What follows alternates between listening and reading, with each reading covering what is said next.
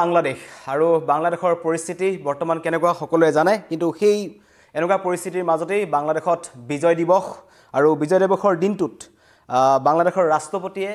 বাংলাদেশৰ যি মুক্তিযুদ্ধৰ যিসকল শ্বহীদ আছিল তেওঁলোকক শ্ৰদ্ধাঞ্জলি জ্ঞাপন কৰিছে আৰু কিছু দৃষ্টাংশৰ আমাৰত আহি পৰিছে কিন্তু তাৰ বিপৰীতে সেইখিনি সময়তে বাংলাদেশত কিন্তু বৰ্তমান যি মহম্মদ ইউনুছৰ যি চৰকাৰ চলি আছে সেইখিনি সময়ত কিন্তু আৱামী লীগ যি লীগৰ নেতৃত্বত পাকিস্তানৰ পৰা আঁতৰি এখন নতুন দেশ বাংলাদেশ গঠন হৈছিল সেই আৱামী লীগক এটা ভিডিঅ' যোগে মহম্মদ ইউনুছে তীব্ৰ সমালোচনা কৰিছে স্বেচ্ছাচাৰী বুলি ক'ব বিচাৰিছে আৱামী লীগক আৰু ফেচিষ্ট বুলি ক'ব বিচাৰিছে এটাই কথা যে এইকাৰণে অকৃতজ্ঞ বুলি কৈছোঁ কাৰণ যিটো দলৰ নেতৃত্বত বাংলাদেশ গঠন হৈছিল বংগবন্ধু মুজিবুৰ ৰহমানৰ নেতৃত্বত যি তেওঁলোকৰ স্বাধীনতা সংগ্ৰাম চলিছিল আৰু এখন নতুন বাংলাদেশ গঠন হৈছিল আৰু সেই মুজিবুৰ ৰহমানকে বংগবন্ধুক আজি তেওঁ সেই যি ভিডিঅ' নিৰ্মাণ কৰিছে দেশবাসীক উদ্দেশ্যি বিজয় দিৱস উপলক্ষে সেই ভিডিঅ'টোত কিন্তু তেওঁৰ নাম উচ্চাৰণ নকৰিলে মহম্মদ ইউনুছে এবাৰলৈও তেওঁ বংগবন্ধু মুজিবুৰ ৰহমানৰ যি ত্যাগ তেওঁ যিমানখিনি কৰিলে দেশখনৰ বাবে কিন্তু সেইখিনি কথা তেওঁ কোৱাৰ প্ৰয়োজন বোধ নকৰিলে তাৰ বিপৰীতে তেওঁৰ যিটো দল আছিল আৱামী লীগক তেওঁ কঠোৰ সমালোচনা কৰিছে আৰু তেওঁক ফেচিষ্ট বুলি ক'ব বিচাৰিছে সেই দলটোক আৰু সেইখিনি সময়তে মুজিবুৰ ৰহমানৰ ছাত্ৰ আন্দোলনৰ সময়ত মুজিবুৰ ৰহমানৰ যিসমূহ প্ৰতিমূৰ্তি আছিল ভাঙি পেলোৱা হৈছিল এফালৰ পৰা মুজিবুৰ ৰহমানৰ যি সংগ্ৰহালয় আছিল সেইটো ভাঙি পেলোৱা হৈছিল সেইবোৰ বৰ্তমানলৈকে কিন্তু নিৰ্মাণ কৰা হোৱা নাই তাৰ বিপৰীতে চৰকাৰে একাষৰীয়া কৰি ৰাখিছে এই বংগবন্ধু মুজিবুৰ ৰহমানক আৰু তেওঁৰ যি স্মৃতি আছিল তেওঁ দেশৰ বাবে যিখিনি কৰিছে এই স্মৃতি বিজড়িত যিসমূহ সামগ্ৰী আছিল সকলো এফালৰ পৰা ধ্বংস কৰি পেলোৱা হৈছে বৰ্তমানো যি ছাত্ৰ আন্দোলনৰ সময়ত যদি কোনোবা দুৰ্বৃত্তই ভাঙিছিল কিন্তু পুনৰ নিৰ্মাণৰ বাবেও এই চৰকাৰে কোনো ধৰণৰ ব্যৱস্থা বৰ্তমানলৈকে গ্ৰহণ নকৰিলে আৰু বিজয় দিৱসৰ দিনটোত যেতিয়াই এই শ্বহীদসকলক তেওঁলোকে সন্মান জনাইছে তাৰ প্ৰশ্ন আহিছে যে কোনসকল শ্বহীদক যি মুক্তিযোদ্ধা বুলি যিসকলক কোৱা হয় যি দেশৰ মুক্তিৰ বাবে লাগিছিল প্ৰাণ দিছিল প্ৰাণ ত্যাগ কৰিছিল তেওঁলোকে কিন্তু সেইসকলক আজি তেওঁলোকে মনত পেলাইছে যদিও এফালে শ্বহীদক শ্ৰদ্ধাঞ্জলি জনাইছে কিন্তু আনফালে শ্বহীদসকলক তেওঁলোকে অসন্মান কৰিছে গতিকে এআই অকৃতজ্ঞ বাংলাদেশৰ এখন ছবি বৰ্তমানৰ যিখন বাংলাদেশ যি চৰকাৰ চলি আছে যেনেকুৱা ধৰণৰ পৰিস্থিতি তাত হৈ আছে আৰু যি সংখ্যালঘুসকলক লৈও এটা সমগ্ৰ বিশ্বজুৰি হিন্দু সংখ্যালঘুৰ ওপৰত বাংলাদেশত যি আক্ৰমণ হৈছিল সমগ্ৰ বিশ্বজুৰি তীব্ৰ প্ৰতিক্ৰিয়াৰ সৃষ্টি হৈছে সকলোৱে এই বাংলাদেশক একেমুখে ধিক্কাৰ দিছে বাংলাদেশৰ চৰকাৰৰ যি স্থিতি তাক লৈ প্ৰশ্ন তুলিছে কাৰণ এই সংখ্যালঘু লোকসকলক সুৰক্ষিত কৰি ৰাখিবলৈ বা তেওঁলোকক নিৰাপত্তাৰ ক্ষেত্ৰত বাংলাদেশ চৰকাৰে যে একো কৰা নাই সেইটো পুনৰবাৰ প্ৰমাণ হ'ল কাৰণ আজিৰ যিটো ভিডিঅ' আছিল সকলোৱে আশা কৰিছিল যে বিজয় দিৱস গতিকেলৈ দেশবাসীলৈ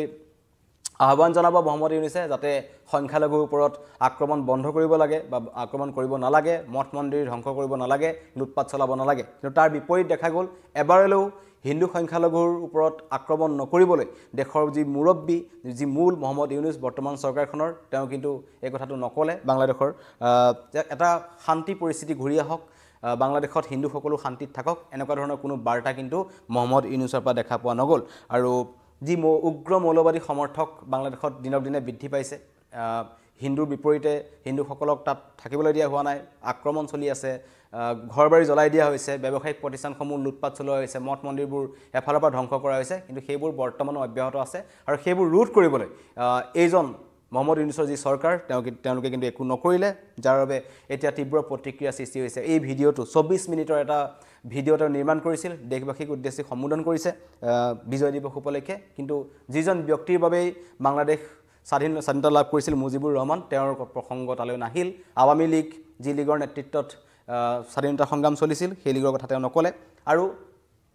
যি ৰাষ্ট্ৰপতিয়ে যি সন্মান জনাইছে শ্বহীদসকলক কিন্তু সেই তেতিয়াও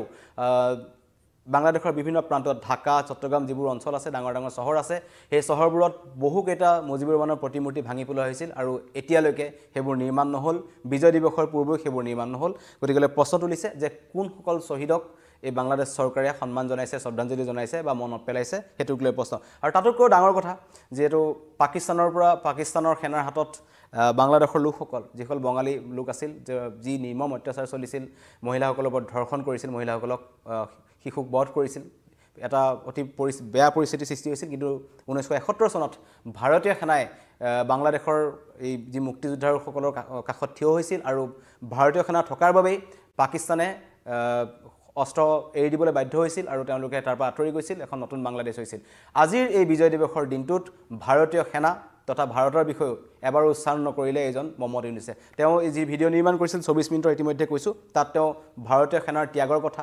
যি ভাৰতীয় সেনা যিসকলে প্ৰাণ হেৰুৱাবলগীয়া হৈছিল তাত তেওঁলোকৰ কথা উল্লেখ নকৰিলে ভাৰতৰ কথা উল্লেখ নকৰিলে যিখন ভাৰতৰ বাবেই বাংলাদেশ জন্ম হৈছিল যিখন ভাৰতৰ বাবেই বাংলাদেশৰ লোকসকলৰ ওপৰত অত্যাচাৰ বন্ধ হৈছিল তেওঁলোকে নিজৰ এখন স্বকীয় দেশ পাইছিল বাংলাদেশ নতুনকৈ জন্ম হৈছিল কিন্তু সেই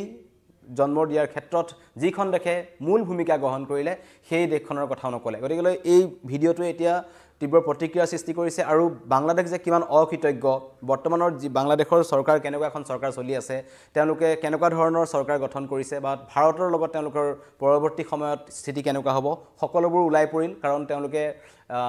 এতিয়াও ভাৰতক শত্ৰু বুলি সম্পূৰ্ণভাৱে ভাবি লৈছে কাৰণ কিছুদিন পূৰ্বে আমি দেখিছিলোঁ বিগত সপ্তাহত যে বাংলাদেশৰ কেইজনমান প্ৰাক্তন সেনাই ভাৰতৰ বিৰুদ্ধে যুদ্ধৰ হুংকাৰ দিছিল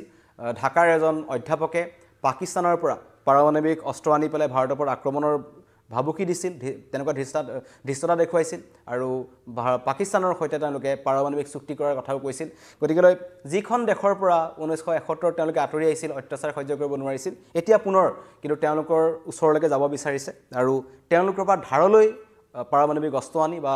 সামৰিক শক্তি আনি ভাৰতক ধমক দিয়াৰ ধৃষ্টতা এখন বাংলাদেশৰ গতিকে